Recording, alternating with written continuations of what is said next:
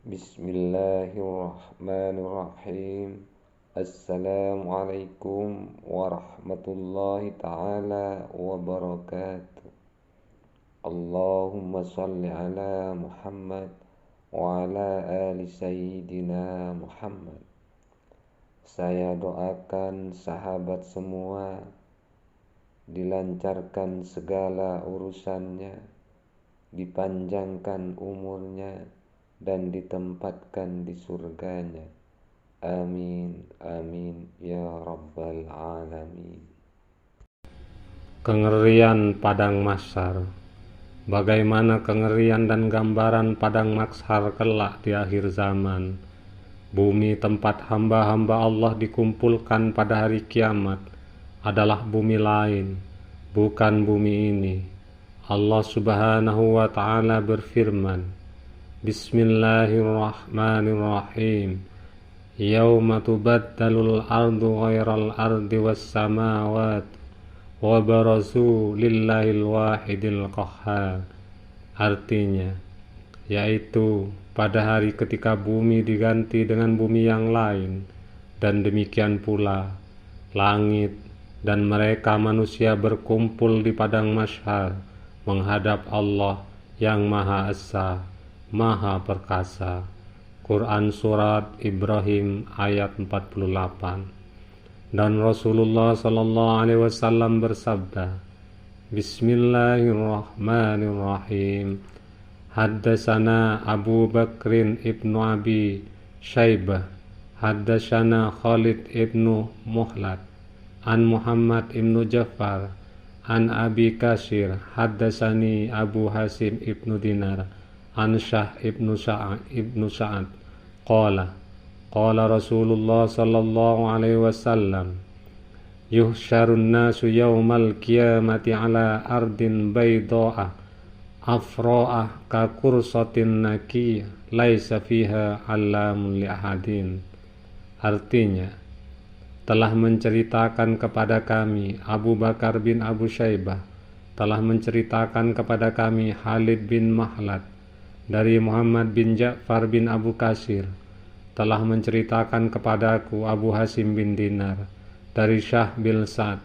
Dia berkata, Rasulullah sallallahu alaihi wasallam bersabda, pada hari kiamat kelak manusia akan dikumpulkan di bumi yang sangat putih, berbentuk bulat, pipih dan datar, tanpa ada tanda bagi siapapun di atasnya.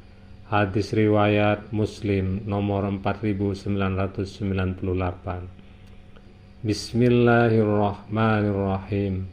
Innakum tuhsyaruna rijalan wa rukbanan utujarruna ala wujuhikum. Artinya, sesungguhnya kalian akan dikumpulkan ke padang mahsyar dalam keadaan berjalan, dan ada juga yang berkendaraan, serta ada juga yang diseret di atas wajah-wajah kalian. Hadis riwayat Tirmizi. Allah berfirman, Bismillahirrahmanirrahim. Hunalika tabalu kullu nafsim ma aslaftu waruddu ilallahi maulahumul haqq wa dhallu anhum ma kanu yaftarun.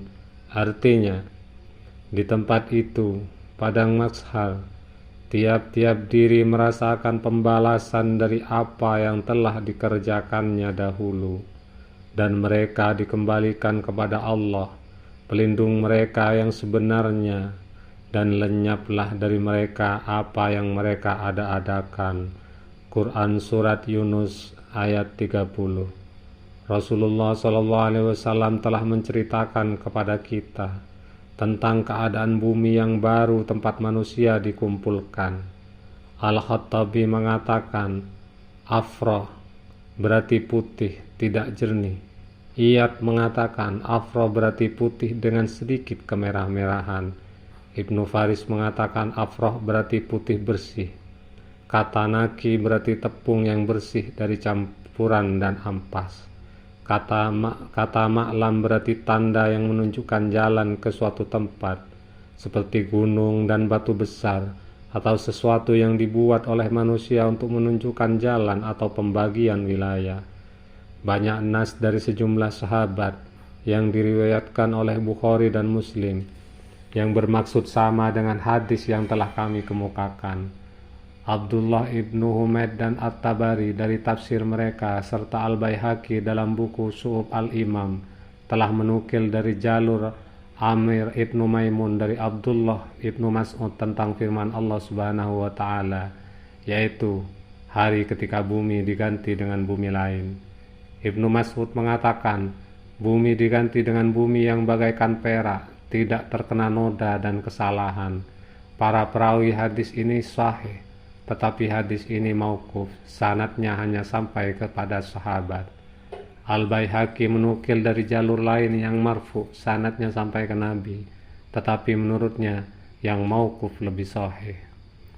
At-Tabari dan Al-Hakim juga menukil hadis ini dari jalur Asim dari Sir Ibnu Hubaisi dari Ibnu Mas'ud dengan redaksi bumi yang putih bagaikan batangan perak, dan para perawi juga terpercaya. Abdullah ibnu Humaid menukil dari jalur Al-Hakam ibnu Abban dari Ikrimah bahwa ia mengatakan, telah disampaikan kepada bumi bahwa bumi ini, yaitu bumi di dunia, akan habis, dan di sampingnya ada bumi lain tempat manusia dipindahkan dari bumi dunia. Dalam hadis yang panjang tentang sangkakala, bumi diganti dengan bentangan kulit yang disamak. Kamu tidak melihat ada lekukan dan tonjolan di sana, benar-benar rata. Kemudian Allah memanggil makhluk-makhluk dengan satu kali panggilan. Mereka pun langsung berada di bumi baru itu, sebagaimana tempat mereka di bumi pertama. Yang dulu di perut bumi sekarang pun di perut bumi, yang dulu di permukaan sekarang pun di permukaan. Sebagian ulama berpendapat bahwa yang diganti itu hanya sifatnya. Di antara yang mengisyaratkan hal itu ialah hadis mauquf dari Abdullah ibnu Amr. Bila hari kiamat tiba, bumi dibentangkan seperti bentangan kulit dan makhluk-makhluk dikumpulkan. Juga hadis marfu dari Jabir, bumi dibentangkan seperti bentangan kulit dan tidak ada ruang bagi manusia di dalamnya kecuali seukuran 2 tapak kakinya. Para perawi hadis ini terpercaya. Hanya saja terdapat perbedaan tentang 2 orang sahabat, As-Suhri. Ada lagi hadis Ibnu Abbas dalam menafsirkan firman Allah Subhanahu wa ta'ala, yaitu dari ketika bumi diganti dengan bumi lain. Ia mengatakan, bumi ditambahi, dikurangi, dan dihilangkan bukit-bukit dan gunung-gunungnya, lembah dan pepohonannya, serta dibentangkan bagaikan kulit yang disamak. Rasulullah SAW telah memberitahu kita bahwa waktu selesainya pergantian ini ialah waktu manusia melewati sirat, titian, atau sesaat sebelum itu. Dalam Sahih Muslim diriwayatkan dari Aisyah radhiyallahu an, saya bertanya kepada Rasulullah SAW tentang firman Allah, yaitu hari ketika bumi diganti dengan bumi lain dan langit pun diganti. Di manakah manusia berada di saat itu ya Rasulullah?